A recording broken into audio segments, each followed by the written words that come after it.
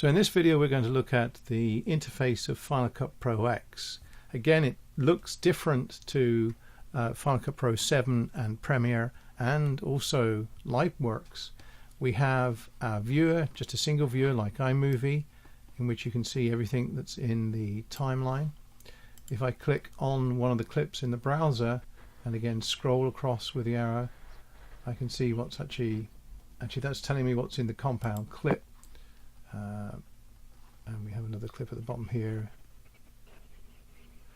And again, if I put an in point by pressing I, press the space bar and then stop again and press the out, and if I click on here and use the down arrow, it takes me to the end of that clip, and I can use the basically add a clip to the end, and that has now added that clip to the end of that sequence.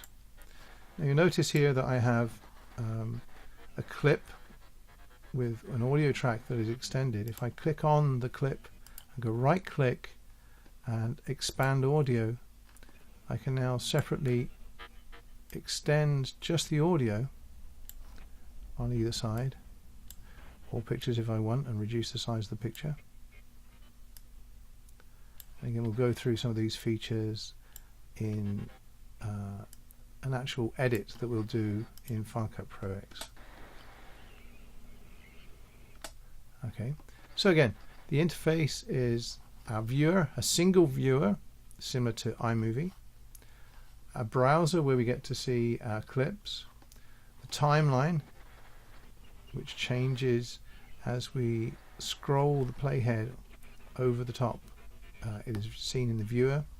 The same thing happens again if I scroll through the clips in the browser. And to add clips into this, I simply go import media, I locate a clip and select import.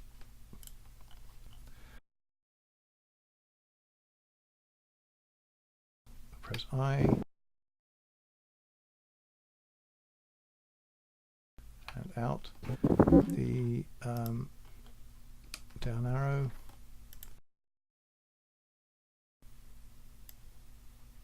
zoom out, the minus sign, that's easier to control. Click on and expand audio, and we can now adjust that as we need. So I'll just bring that down and play again. And most of that audio will probably need to be replaced, so we can detach the audio and select it and delete it. And then what we can do is find some audio from somewhere else.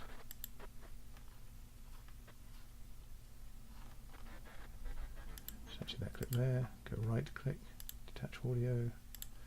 I'm going to go Control C, bring that to the end, and Control V, paste that audio down in there, drag that just to there, and see if we can stretch that out. Yeah, there we go. Press play. And we have some nicer audio that's going over the top of that. But that's the basic simple interface. We'll go through a complete project from start to finish later on.